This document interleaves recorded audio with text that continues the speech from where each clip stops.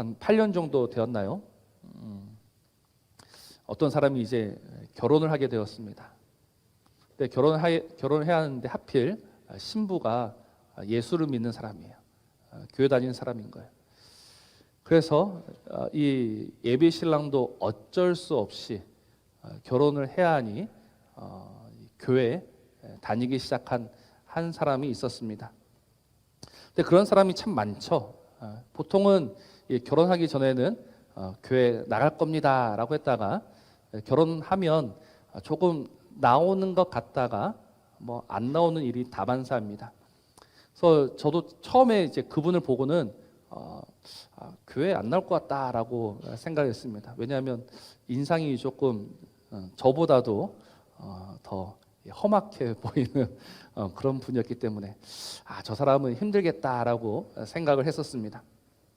근데 교회를 나오는 거예요. 뭐 잘 나오진 않는데 뭐 한 달에 한 번 나오고 두 번 나오고 계속해서 나오는 겁니다.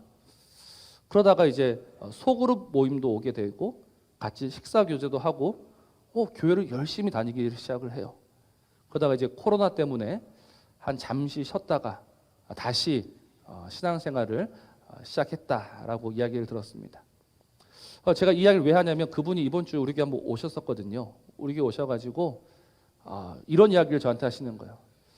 목사님, 믿음이 좀 생겼으면 좋겠는데 그 생각대로 잘 안 됩니다. 믿음이 좀 빨리 좀 생겨야지만 내가 좀 더 열심히 믿고 그럴 수 있을 것 같은데 생각처럼 잘 안 됩니다. 라는 이야기를 하시는 거예요. 제가 그 이야기를 들으면서 확신했죠. 무엇을 확신했느냐?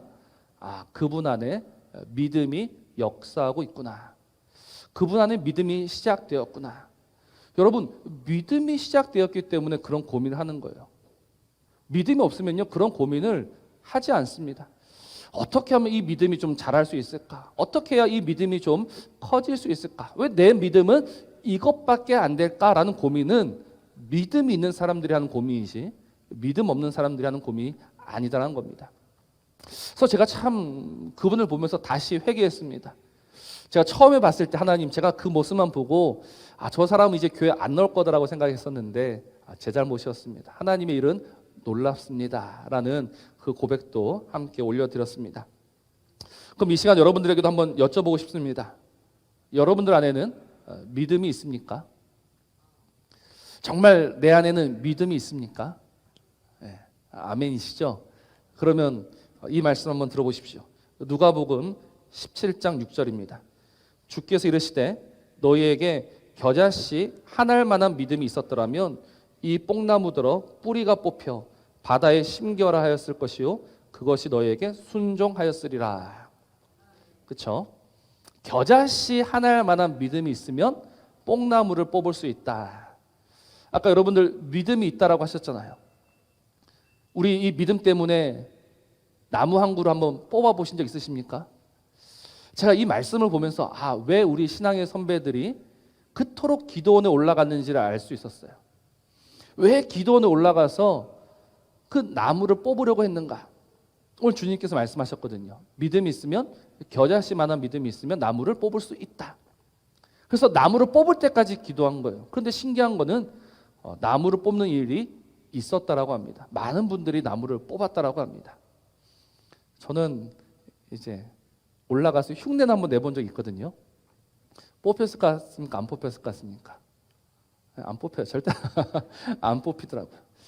여러분, 이 나무를 뽑으면 그게 진짜 믿음이 좋은 겁니까? 어떤 분들은 이제 이런 이야기를 해요. 이제 안경테가 금태로 변한다. 어금니의 아말감이 금리로 변한다. 여러분, 금리로 변하고 금태로 변하면 믿음이 좋은 겁니까?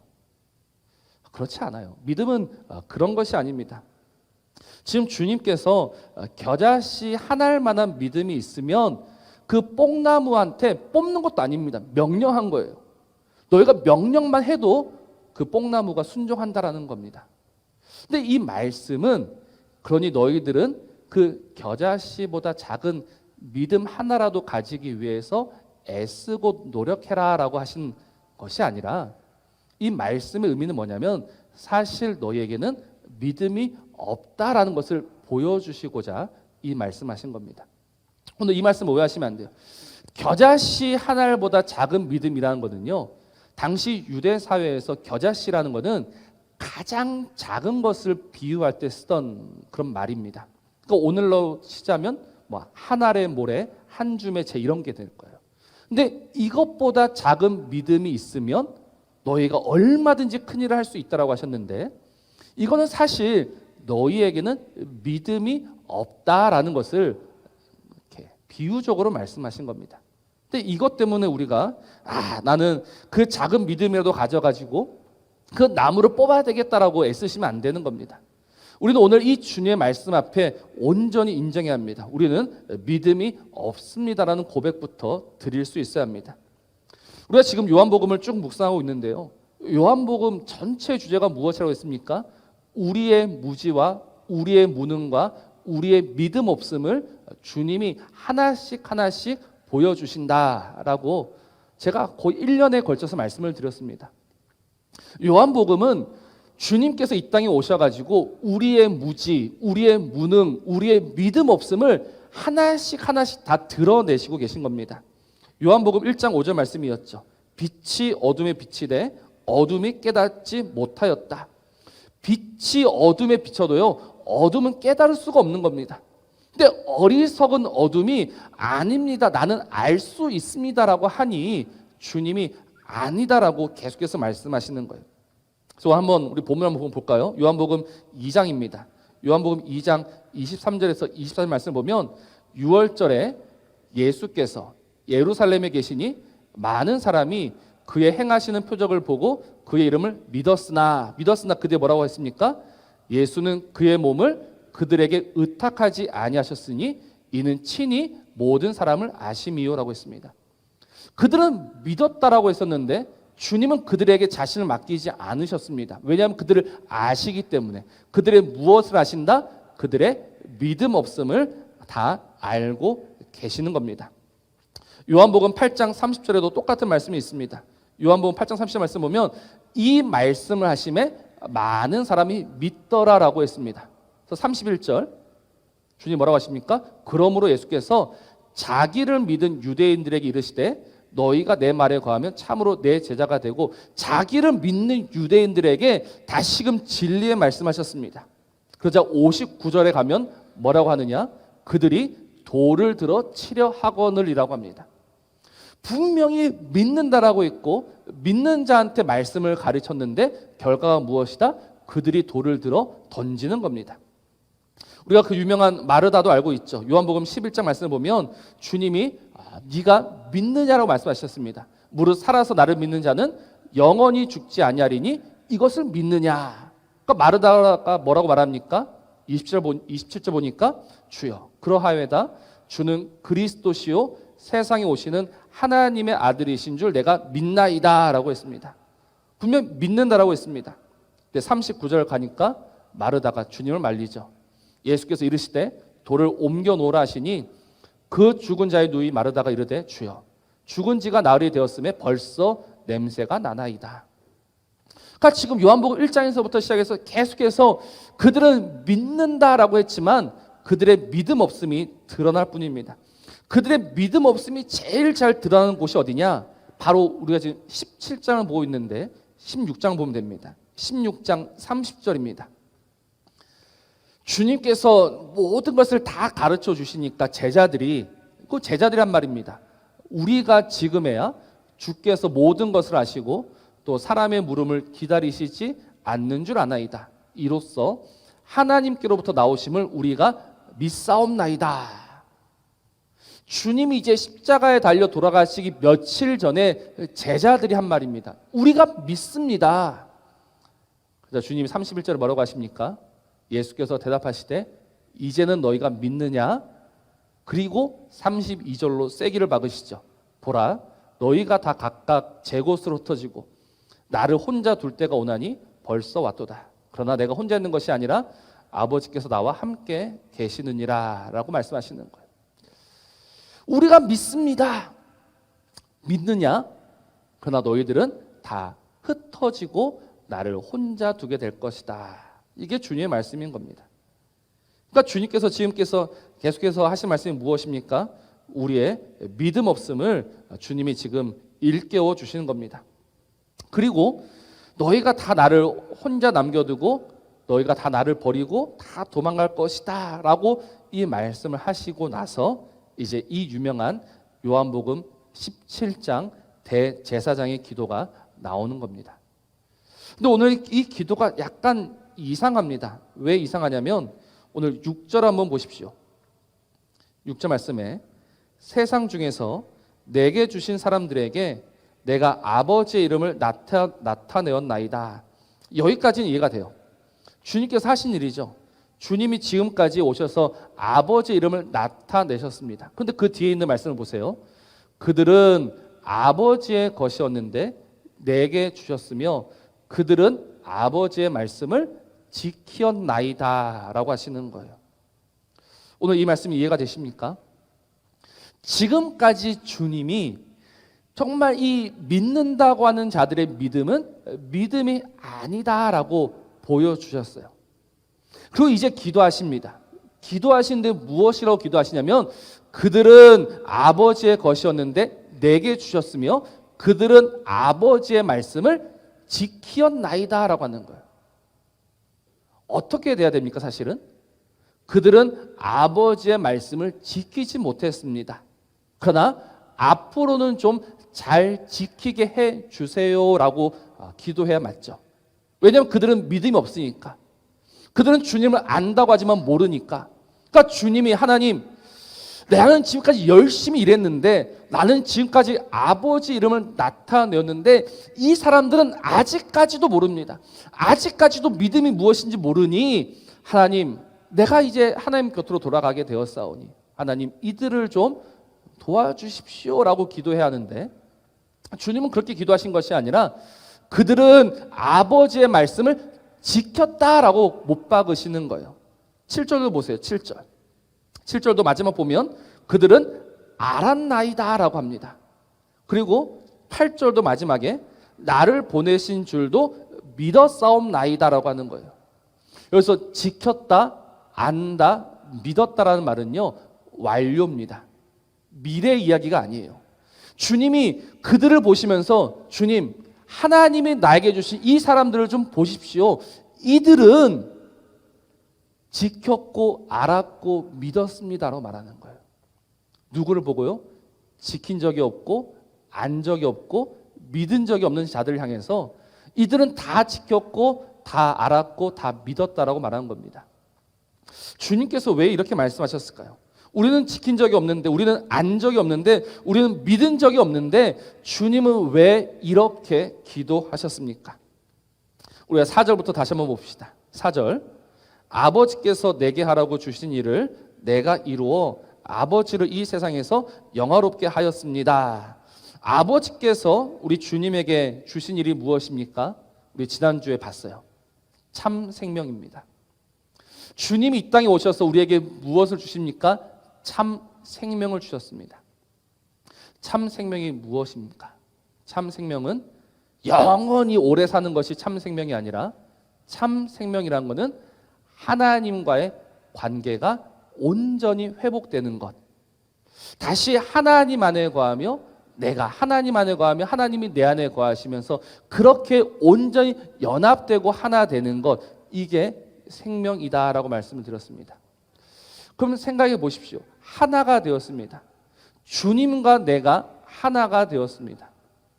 주님과 내가 하나가 되었다라는 것은 무엇을 의미할까요? 우리는 하나입니다. 주님이 머리시오, 우리는 그의 몸입니다. 이 말이 무엇을 의미하냐면 주님이 하신 일이 내가 한 일이 되는 것이고 주님의 믿음이 나의 믿음이 되는 겁니다. 주님의 지식이 나의 지식이 되는 겁니다. 주님의 지킴이 나의 지킴이 되는 겁니다. 이걸 조금 어려운 말로 전가라고 하죠. 전가. 우리는 의로운 적이 없어요. 그런데 오직 예수의 모든 의로움이 우리에게 전가된 겁니다. 우리에게 옮겨진 겁니다. 그래서 하나님이 우리를 보시면서 의롭다라고 인정해 주시는 거죠. 마찬가지입니다. 주님의 의로움만 우리에게 넘어오는 것이 아니라 주님이 하나님의 말씀을 하나부터 열까지 다 지키셨습니다. 그 지킴이 누구의 지킴이 되었느냐? 나의 지킴이 된 겁니다. 주님이 하나님을 아십니다. 그 알미 나의 알미 되는 것이고 주님의 믿음이 나의 믿음이 되는 거예요. 그래서 우리는 우리의 믿음을 가지고 구원받는 것이 아니라 누구의 믿음으로 구원받는 것이다? 예수 그리스도의 믿음으로 구원받는 겁니다. 오늘 이것을 정확히 아셔야 합니다. 우리가 믿음이 대단해서 우리가 믿음이 좋아서 우리의 믿음이 커서 하나님 앞에 설 수 있는 것이 아니라 오늘 우리가 하나님 앞에 설 수 있으며 하나님과 하나 되며 다시금 하나님 앞에서 영화롭게 되는 것은 오직 예수의 믿음으로 말미암아 가능하게 된다라는 겁니다. 우리의 믿음이 아니라 예수의 믿음이라는 겁니다. 그래서 히브리서 12장 2절 말씀을 보면 이렇게 말씀합니다. 무엇을 말씀하냐면 믿음의 주요 또 온전하게 하시는 이인 예수라고 합니다. 믿음의 주요 온전하게 하시는 이인 예수. 이 번역이 약간 이상한데요. 새 번역 성경을 보면 이렇게 번역하고 있죠. 새 번역 본문을 보면 믿음의 창시자요 완성자이신 예수다라고 합니다. 믿음의 창시자요 완성자이신 예수. 무슨 말입니까? 믿음의 시작도 예수고 믿음의 끝도 예수다라는 겁니다. 그러니까 그 믿음의 시작이 되시며 믿음의 끝이 되시는 믿음의 창시자가 되시며 믿음의 완성이 되시는 예수, 우리는 그 예수의 믿음으로 하나님 앞에 나아갈 수 있다는 겁니다. 그래서 우리 다시 한번 처음으로 돌아가 봅시다. 믿음이 좀 생겨야 하는데 그래서 이 믿음으로 나무도 좀 뽑고 이 믿음으로 산도 옮겨야 하는데 왜 우리에게는 이 믿음이 없을까?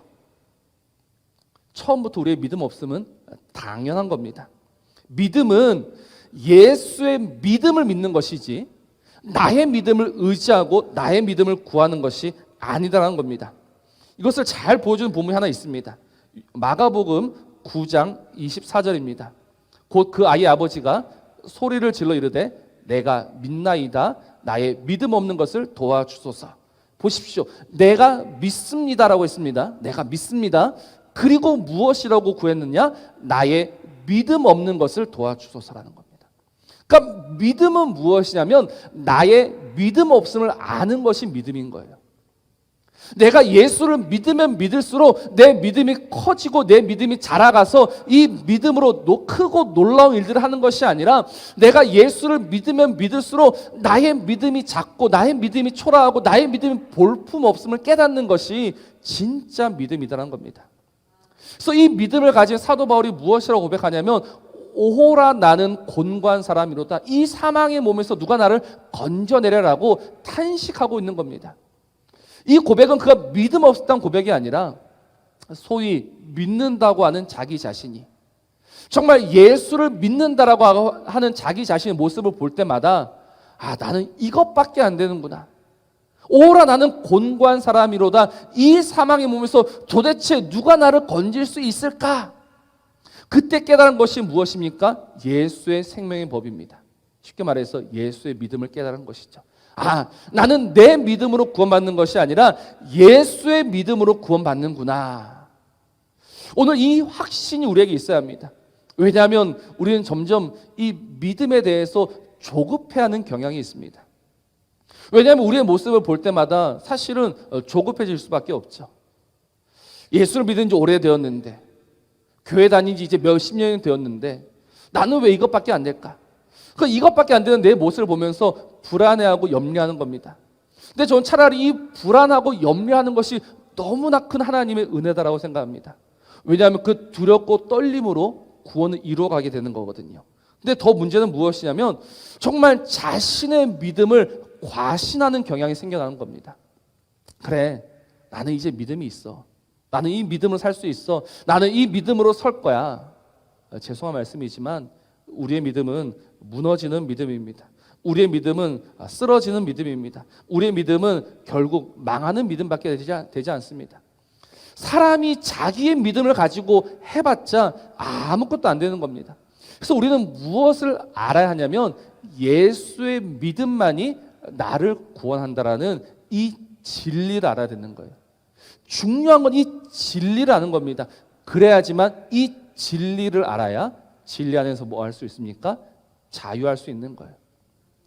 아, 나는 참 이것밖에 안 되는데, 나는 요 모양 요 꼴밖에 안 되는데, 그래서 하나님 앞에 도저히 나아갈 수 없는데, 주님이 그런 우리를 오늘 붙잡으셔가지고 기도하신 겁니다. 주님, 이 사람을 보십시오.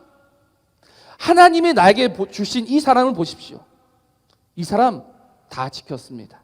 다 압니다. 다 믿었습니다. 그러니 얼마든지 이 사람은 하나님의 것이며 하나님의 것이니 하나님이 영화롭게 하실 줄 믿습니다 라고 주님이 기도하고 계시는 겁니다. 그 주님이 지금도 우리를 붙들고 기도하고 계십니다. 그래서 그 주님 우리를 붙들고 기도하고 계시니 우리는 한 걸음씩 한 걸음씩 나아갈 수 있는 것이지 내 믿음으로 성큼성큼 걸어가는 것이 아닙니다. 그래서 오늘 이 시간 다시 한번 우리의 믿음에 대해서 한번 진지하게 돌아보며 반성했으면 좋겠습니다. 과연 내 안에 어떤 믿음이 있는가? 나는 지금까지 어떤 믿음으로 이 자리에 이르게 되었는가? 우리의 믿음으로 한번 멋있게 서 있어 보고 싶었고 빨리 믿음이 생겨서 큰일도 해보고 싶었지만 그러나 그 믿음이 아닙니다. 하나님이 우리에게 주신 믿음은 예수의 믿음입니다. 믿음의 시작이 되시며 믿음의 끝이 되신 그 예수의 믿음이 우리를 살리며 우리를 세우며 우리를 하나님 앞으로 이끌어가고 있는 겁니다. 그러니 염려하지 마시고 불안해하지도 마시고 너무 자신하지도 마시고 오직 이 믿음 안에 거하십시오. 오직 그 믿음 안에서 다시금 주를 바라보십시오. 그래서 정말 주님이 우리에게 주고자 하시는 그 영화에 이르는 우리 모든 성도님들 되시기를 주님의 이름으로 부탁을 드립니다.